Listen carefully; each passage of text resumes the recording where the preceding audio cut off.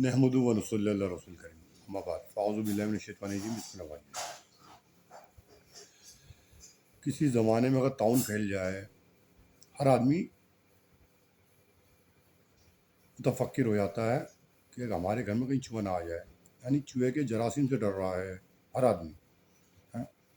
और आजकल घरों में जो मुनकिरात हैं और तस्वीर हैं, उसकी फ़िक्र नहीं है, उसकी फ़िक्र नहीं, वो दीन को तबाह कर रही हैं, दीन को तबाह कर रही हैं, और चूहे की फ़िक्र हो गई इसको है।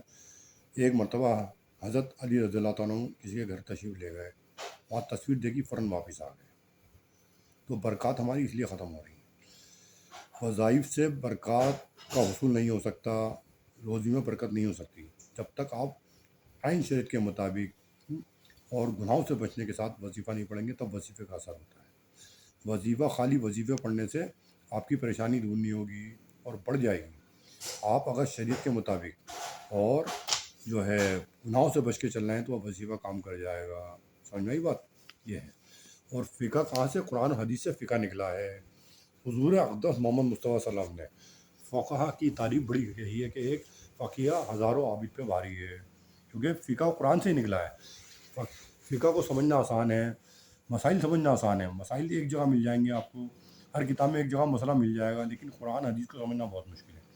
अभी कुरान में कोई आयत आप पढ़ रहे हैं, उसके बारे में पढ़ रहे हैं, उसकी बात दूसरी आगे मिलेगी आपको तलाश करना पड़ेगा।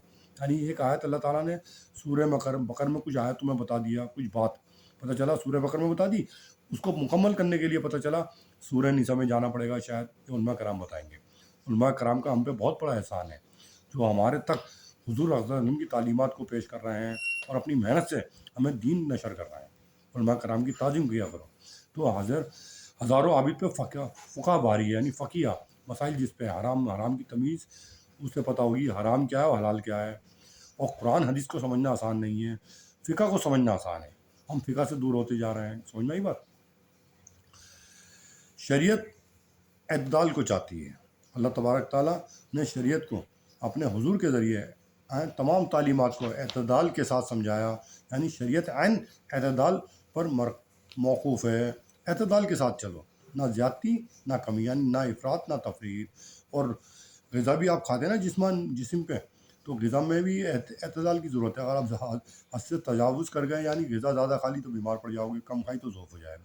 ऐसे ही शरीयत में पता चला इतना तकवा कर लिया कि हद से ज़्यादा पड़ गए, पता चला वो अवाम को भी नुकसान पहुँचाएगा और आपकी शरीयत को भी तबाह बर्बाद कर देगा। एतदाल के साथ करो, यानी दीन में आप जो है मेहनत करते रहो, हर कदम एक बढ़ा के चलो, कामयाब पहुँच जाओगे। एक तुंद रफ्तार घोड़ा बहुत तेज़ी से दौड़ रहा है, मंजिल मकसूद तक पहुँचने वाला है, रुक गया थोड़ा आराम कर लूँ। एक घोड़ा अपनी रफ्तार के साथ चलता आ रहा है, तेज़ी के साथ नहीं, अपनी एक रफ्तार दरमियानी चाल के साथ चलता हुआ बढ़ रहा है आगे, वो मंजिल मकसूद तक पहुँच जाएगा। जो तुंद रफ्तार के साथ दौड़ा है, दौड़ने के बाद बहुत आगे तक पहुँच गया एकदम, लेकिन रुक गया जाके, पता चला आखिरी सीढ़ी पे पहुँचने वाला था, गिर पड़ा, ख़त्म। और जो धीरे धीरे बढ़ रहा है वो तमाम टॉप की सीढ़ी तक पहुँच जाएगा, मंजिल मकसूद तक पहुँच जाएगा। समझ में आई बात? ये है इंसानियत, उसका नाम है, इल्म उसका नाम है जो आपको मर्दम शनासी, मौका महल को बता दे। आपके अंदर ये सिफ़ात पैदा हो जाए कि मौका महल क्या है, मर्दम शनासी क्या है और मौका महल क्या है। यानी मर्दम शनासी के आदमी सामने वाला कौन बैठा है, कि हमें नुकसान पहुँचाने वाला तो नहीं है। तो इसलिए आप उस हिसाब से उससे जो है अपनी बात रखेंगे, उसकी बात सुनेंगे और उससे इज्तिनाब करेंगे। खुदा ना खास्ता आप उसके जाल में फंस गए, भोले बन गए, उसके जाल में फंस गए, पता चला तौबा, वो बहुत बड़ा नुकसान पहुँचा देगा आपको, और फिर आप उस नुकसान से बच नहीं सकते, उस नुकसान से आप निकल नहीं सकते, क्योंकि सिर्फ उसकी ताकत नहीं हो सकता, उसके पीछे बहुत बड़ी ताकत हो, उसको आगे करके आपको जाल में फंसाया गया हो, आप उसके जाल में फंस जाएंगे, क्योंकि आपके अंदर मौका शनासी नहीं थी, आपके अंदर मर्दम शनासी नहीं थी, आपके अंदर मौका महल नहीं था।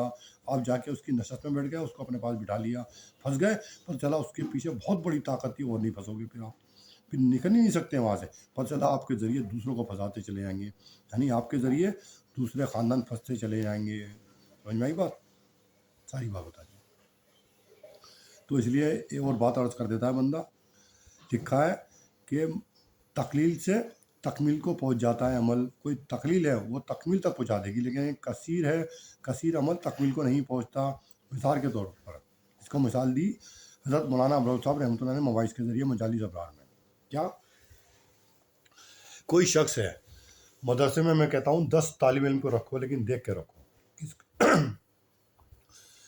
کس کو داخلہ دینا ہے، 10 طالبوں کو داخلہ دو، صرف 10 کو، لیکن وہ 10 بن کے جو نکلیں گے نا پورے عالم کو روشن کر دیں گے۔ وہ تقلیل کیا بن جائے گی؟ تکمیل تک پہنچا دیں گے۔ پتہ چلا آپ نے 100 کے 100 بچوں کو بغیر سوچے سمجھے، بغیر دیکھے تحقیق کیے کہ ان کا حسب نسب کیا ہے، ان کا گھر کے حالات کیسے ہیں، ان کو داخلہ دے دیا۔ پتہ چلا وہ 100 کے 100، پتہ چلا کوئی بھی کامیاب نہیں ہوا، کہیں بھی امامت کرے، کہیں بھی دین کا درد دیں گے، تباہ برباد کر دیں گے دین کو۔ کہا تقلیل تکمیل تک پہنچا دیتی ہے، اور تقصیر سبب نہیں بنتی تکمیل کا۔ تقصیر سبب نہیں بنے گی تکمیل کا، تقلیل سبب بن جائے گی تکمیل کا۔ سمجھ آئی بات؟ تو سوچ سمجھ کے داخلہ دو۔ وہی ہوگا جب آپ 10 طالب علم کو داخلہ دو گے، مدرسے میں پڑھاؤ گے نا، لوگوں کو پتہ چلے گی میاں یہاں کے مدرسے کے طالب علم ایسے نکلتے ہیں، با کمال ہو کے نکلتے ہیں، اور جہاں بھی بیٹھتے ہیں عالم کو روشن کر دیتے ہیں، علاقے کو روشن کر دیتے ہیں، علاقے کو روشن کر دیتے ہیں۔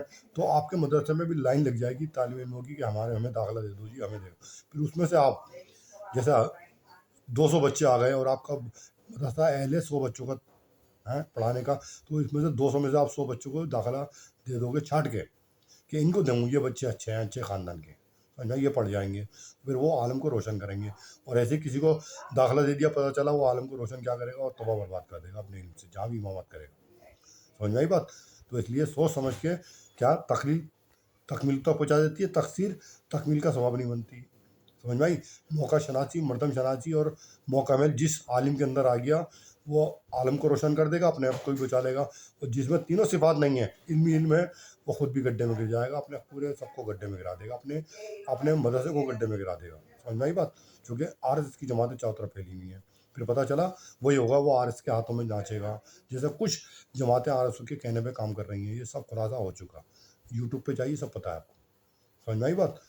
بس ساری باتیں بتا دی ہیں میں نے۔ اللہ تعالیٰ ذہن نشی کریں اور اس پر کمر بستہ ہو کے عمل پیرا ہونے کی توفیق عطا فرمائے۔ آمین ثم آمین، واخر دعوانا